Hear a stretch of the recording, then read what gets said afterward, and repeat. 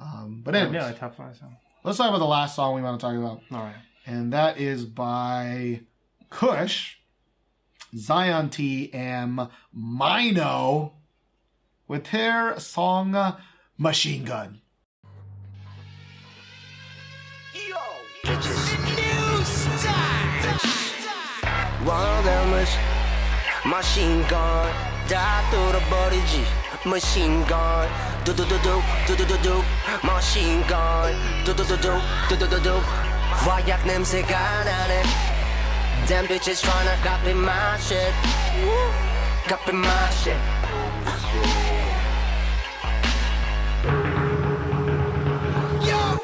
Machine gun, machine gun, machine gun, machine gun, machine gun, machine gun, 제 machine gun, out, machine gun. Do do do do, machine gun. I told you motherfucker. It's West Side, Soul City. 여기네 놀이터, Soul City. 저 봐 저 병신들은 go shit it. 나 비웃지 널 다 선글라스는 안 멋있게 감해 블랙홀 스튜디오는 무기고 쌍권총 내 양손 닥총 다 집어넣을 때까지 막기 전에 나는 손만 대면 다 터지지 내 머리에 한발 네 가슴에 한발 네 귓구멍에 한발 Machine gun, machine gun, machine gun 네 머리에 한발 네 가슴에 한 발, 네 귓구멍에 한 발. Machine gun, machine gun, machine gun. Long time no see. 그가 난 무척 바빴지 쉼이 없는 만큼 통장에 쉼표를 달았지 XLR 급해 시계 거꾸로 찾지 아차차 주말엔 한국에 없으니까 날 찾지 마 대직 노래하는 놈을 보기 싫다 Got in that Zion.T voice. Everybody knows the Zion.T voice. Yeah. You gotta know. You can't do it. It's like you're talking to a baby. I don't know. Talking to a baby with some autotune. You're like talking to a baby with autotune and you're trying to teach him how to rap. Like this. I'm Zion.T. Dude, Zion.T, man. Zion.T wearing some weird ass fucking outfits. Like he always do. So he looks like he lost a lot of weight. I mean, he was always skinny, but we were talking about Bobby being a skeleton, but Zion.T got super skinny though. He did. But he doesn't look like Skeletor. Like his face doesn't look like Skeletor. Yeah. He just looks like a bag of bones in a suit, like most of the time. And he often wears like very oversized baggy, clothes. But anyways, this song is a producer song. So in the show, the producers kind of have to, make a song and perform it, and based off that result, it kind of gives them like votes in order to choose kind of whoever is on their team. Mm-hmm. And it's kind of hard to explain. You might have to see the show to understand it yourself. But this is Zion.T and Kush's song. And they brought their boy Mino from YG. And for me, this song was such a really stark contrast between what Zion.T most people know and like this kind of hip-hop Zion.T that's kind of appeared on Show Me the Money. And this song, it still has a lot of, I think, Zion.T flavor in it, like the da-da-da-da parts and such. But like, overall, there's a lot of new sounds, and I was like really excited that if Zion.T was going to produce more like hip-hop tracks, that they would sound like this, because I thought it was really good. I think of all the songs we talked about, my least favorite. I just thought it was like it was a little weird seeing Zion.T like dressed in hip hop gear instead of his normal weird ass Zion.T shit. And I don't know.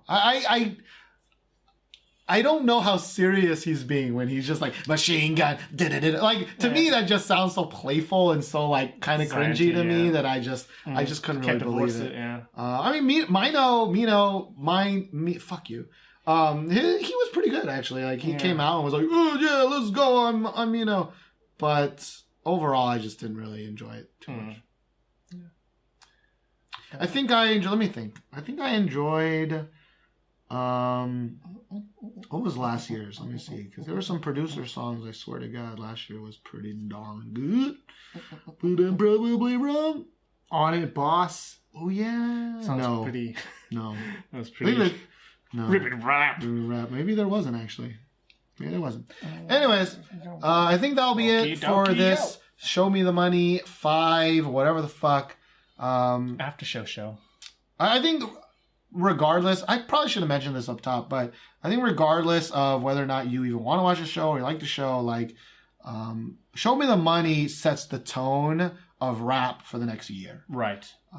Whether that's in featuring artists, whether that's in the style of songs that other people do, I really do think that they set the tone, and it's pretty important. And in Korea, I mean, these are some really high-topping songs, you know? Yeah. Like, and they've been up there for a while. And, you know, a lot of people want more hip-hop, and they sometimes they're like, I love that fur truck. That's so hip-hop. And it's like, no guys, we're not there. Hip-hop. So this is this year especially, I think it was a good representation of the more undergroundy hip-hop stuff rather than the idol / poppy song hip-hop. And for all the qualms that we've had with the show and like how it's made and all that, like I'm glad it's in existence because it's really kind of introducing the Korean people to more hip-hop. And I think like, you know, even though there are some cheesy parts and things that like kind of rub me the wrong way, I think this is a positive step in Korean hip-hop versus, you know, just idol hip-hop, which is kind of more... I'm glad they took a step back from the over-idling of last season. Right. I will say it was much easier to digest this that we were skipping through things. Yeah. Right? Because we skipped through a lot of just the filler, a lot of the like, we're going to replay the exact same thing 5 different times, or we're going to not tell you something because so you wait for the next time, you know.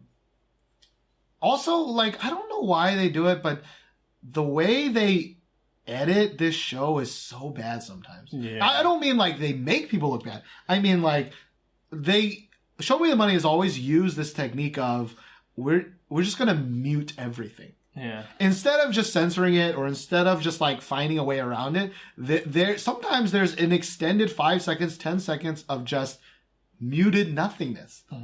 And it's just like, is this a real show on real TV? Like, why is this edited so badly? One, that's very inconsistent. And two, a huge qualm I have about all these rap shows. In season 5, it wasn't as like drastic, but they would cut the song like in the middle of the rap and to go show like the reaction of somebody. And like kind of, but you can hear the song being played in the background. And it's like, you're repeating like this 5 to 10 second like verse portion. It really just chops up the flow of the rap, which I think is really, really important if you're trying to enjoy, you know, the rhythm or the rap or kind of the flow of a song. And I really hate that editing. Yeah, like even in a 30-second cipher or 30-second whatever, it might actually be 2 minutes because you need to hear the same part 3 times because you need to see like Simon Dominic's face, then you need to see Gray's face, then you need to see Illionaire dude's face, right? It's like that was a problem in Produce also. Yeah, it's a very Korean style of editing, I think. Yeah, I still think it was especially an annoyance in Produce 101 is that they over edit the reactions and such. Not the reactions, they over edit the performances. I think it was slightly better actually this time than in Produce. Because in Produce, some of the worst parts was the weird either lag or the over editing of the performances where you just couldn't really see what was going on. I thought that was it. But in addition to that, with the intersplicing the reactions and then hearing the same thing happen over and over again. Even more jarring with rap. Even more jarring. Yeah. So that will be it. The next after show will be... kind of the extra after show, right? Yeah. Will be our top 5 summer K-pop songs of all time. Yeah. There's some good ass fucking songs on that list. Songs. And when you hear that podcast, Josh will be in America. I will. I'll be in Japan. Word. So we'll see you guys in the next after show. It should come out 2 weeks from when this comes out, if everything goes according to plan.